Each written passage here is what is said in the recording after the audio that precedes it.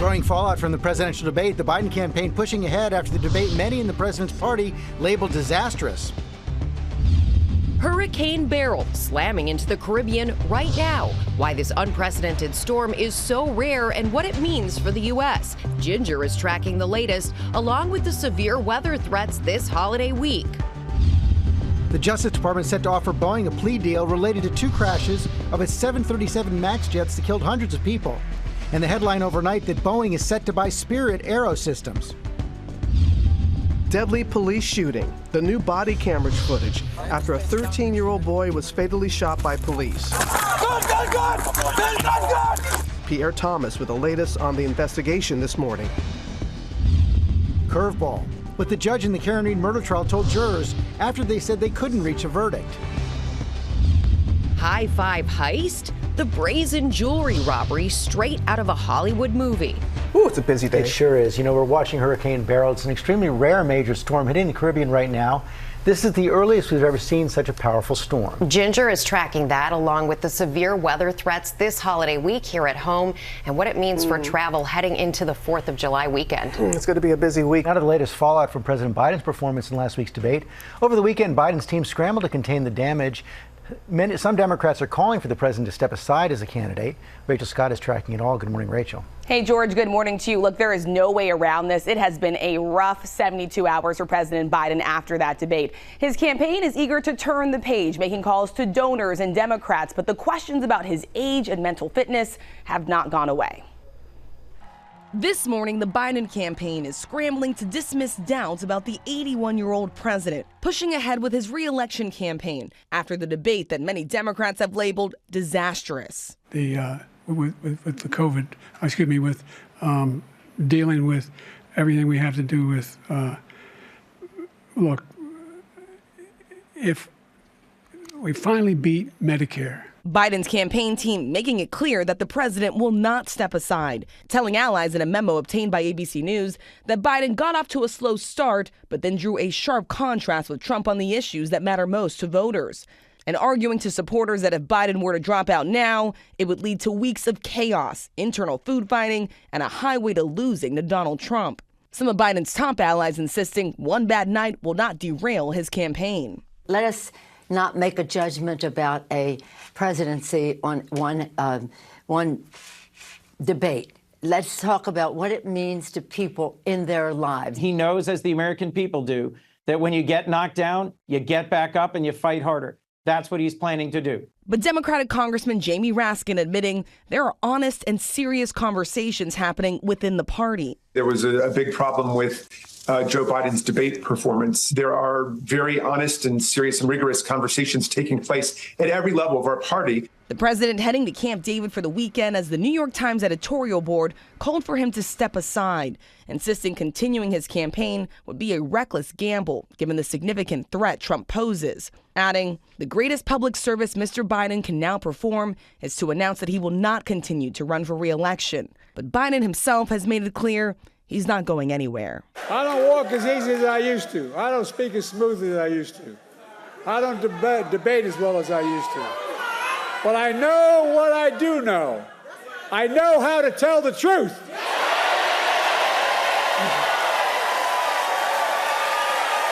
I know right from wrong. And I know how to do this job. Yeah, the crowd at that rally chanting, yes, you can. Dr. Joe Biden, who was on this month's cover of Vogue, told the magazine this weekend they will not let those 90 minutes define the 4 years he's been president, saying we will continue to fight, George. Okay, Rachel, thanks. Let's bring in our chief Washington correspondent, John Carl. John, in the end, this is a personal decision for Joe Biden, a family decision for the president. They were at Camp David this weekend. Yeah, let's be clear. Nobody can force Joe Biden out. It would have to be his decision. He was with his family at Camp David. They were there for a photo shoot. There was absolutely discussion of all this. I am told the family has no debate whatsoever on this. They all believe that Biden must stay in and continue to fight. As one family member told me, he is in, we are in. I will add, however, though, George, Rachel mentioned what Jill Biden said to Vogue. She also said this: President Biden will always do what's best for the country. Right now, what they believe is what is best for the country is to stay in. But this is a fluid operation. It's a very fluid situation, Rachel, and Democrats are concerned. We've seen some expressions of it, a lot of rallying behind the president as well. Private concern. Very few speaking out publicly in the way that we saw from Congressman Jamie Raskin in that piece there. You know, the Biden campaign was hoping that that rally that the president did would sort of reassure Democrats. I talked to lots of Democrats on Capitol Hill after that rally, and they said they still have concerns because they worried about the consistency with the president. Where was that Joe Biden on the debate stage, they say? But they acknowledge the perception may not change around President Biden, and the reality may not change either, because the only person that can make that decision, they say, is the president himself. Let's walk through what could happen if President Biden decides, you know what, it is time for me to step aside. How would Democrats go about picking a replacement? Well, but there are private conversations among senior figures in the party about a process that could play out. One scenario, George, is that you could have a series of debates, regional debates, where the audience could be nationally televised, but where the audience are the delegates featuring potential candidates. These would be debates that would play out in the weeks before the Democratic convention, and then the choice would be made at the convention. The convention is not till August 19th, so you could have 6 weeks play out going into the convention where debates like this could play out, and the convention, I mean, would have the attention of the world. It would be the most intense focus on a convention that we have seen really in our lifetimes. Rachel, Vice President Kamala Harris would probably go in as the favorite if this process started. The favorite, but of course, as you know, George, there are a long list of Democrats that are sort of waiting in the wings, especially ahead of 2028, and that is the concern from the Biden campaign. Does this turn into a party food fight where no one gets ahead in time to possibly have everyone rally behind a potential different nominee to face off against Donald Trump? What all Democrats are watching for right now, John, are the latest polls showing was there real damage, vote damage, coming out of the debate. That's exactly right. And we're not really going to know for another week or so how the polls play out and also the effect on other candidates, Democrats running for House and Senate.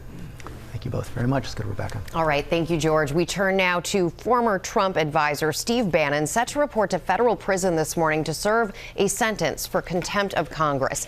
Aaron Katersky is at the prison in Danbury, Connecticut with the very latest. Good morning, Aaron. And good morning to you, Rebecca. Not since Watergate has a former White House official of this stature been sent to prison. But today, Steve Bannon is going to report here to this low security federal lockup to begin serving a 4-month sentence for contempt of Congress.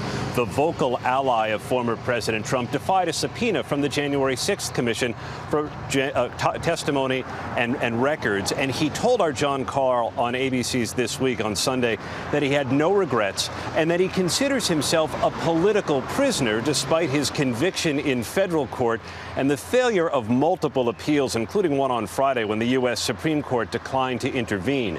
Former Trump trade advisor Peter Navarro, who was convicted of the same charges as Bannon, is scheduled to finish his 4-month sentence later this month. Navarro was the first person in prison for contempt of Congress since the Cold War. Bannon is now going to become the second. And Steve Bannon faces additional criminal charges in New York, where he's accused of defrauding donors to a private effort to build a wall along the U.S.-Mexico border. Robin, he's scheduled to stand trial on those charges in September. Robin. Right, Aaron, as always, thank you for your reporting. Now, Hurricane Beryl, the storm hitting the Caribbean right now, being called extremely rare. Ginger, of course, tracking it all and what it could possibly mean for the U.S. Good morning. Hey, good morning. Not just extremely rare, unprecedented. We saw Beryl over the weekend become the first Category 4 hurricane this early in the season ever. We've never had one in June at Cat 4 status in the Atlantic Basin, but we did. Now it's a Cat 3. It's whipping Barbados to Trinidad and Tobago with its outer bands. The center of it will go right south of St. Vincent and the Grenadines. That's why they're in hurricane warning. Tropical storm watch already on the south coast of Dominican Republic and Haiti. Jamaica by midweek could see some impacts here. We'll watch that closely. And eventually it makes it to the Yucatan Peninsula by Friday, back into the Bay of Campeche by the time we get into next week. And that high pressure system, the steering winds, is what we're hoping to keep us safe along the coastal Gulf Coast. So we'll keep an eye on it as we get there because we got a whole week.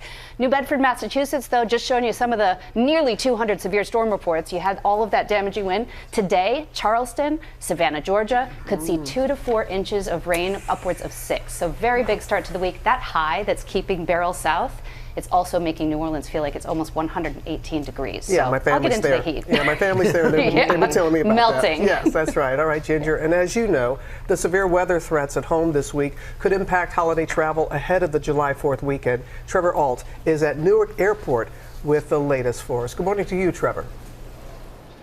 Good morning, Robin. And this weather's already caused some serious headaches. Just yesterday across the country, there were more than 1,300 flights canceled, nearly 9,000 flights delayed. Now you've got this potentially incoming hurricane and other storms we're going to have to contend with through the week. This comes on the heels of weeks of what's already been record-setting travel as we are just now getting into the busiest stretch so far. And TSA says it's expecting to screen 28 million people for the 4th of July window. That's from this past Friday through next Monday, July 8th. That's a 5.5% increase from last year. And on the roads, it's also going to be wildly busy. AAA forecasting more than 60 million people driving to their destinations for the 4th of July. It is more than enough people to cause some serious wait times on the highways and here at the airports, but especially for people flying. When you have the possibility of inclement weather anywhere, there is always the chance of a ripple effect throughout the country, Robin. And speaking of flying, Trevor, you also are following the headlines on Boeing overnight. Yeah, definitely, Robin. And we all know that Boeing's been in the headlines a lot lately for repeated safety issues just this year. But the company was already facing a conspiracy charge going back a few years, stemming from the investigation into a pair of fatal 737 MAX crashes. One of them in 2018 in Indonesia, the other a few months later in Ethiopia in 2019. Well, the Department of Justice is expected to make a plea offer to Boeing on that conspiracy charge, and the families of the hundreds of victims killed in those crashes are not happy. This morning, the Justice Department nearing a controversial plea deal with Boeing, the troubled aviation giant charged with conspiracy, accused of misleading FAA investigators after a pair of fatal 737 MAX crashes in 2018 and 2019. Attorneys for the families of the hundreds killed in the crashes say this plea deal would allow Boeing to avoid trial by entering a guilty plea, agreeing to appoint an external corporate monitor and paying a fine of about $200 million, far short of the $20 billion the families have requested. And those families are now outraged. They killed 346 people. Any human who kills that many people, or any people at all, should be held accountable. And this is just another sweetheart deal between the Department of Justice and Boeing. The news comes just weeks after Boeing CEO Dave Calhoun was grilled on Capitol Hill. At one point, he turned to face the families of some of the 346 victims of those crashes. I want you to know we are totally committed in their memory to work and focus on safety.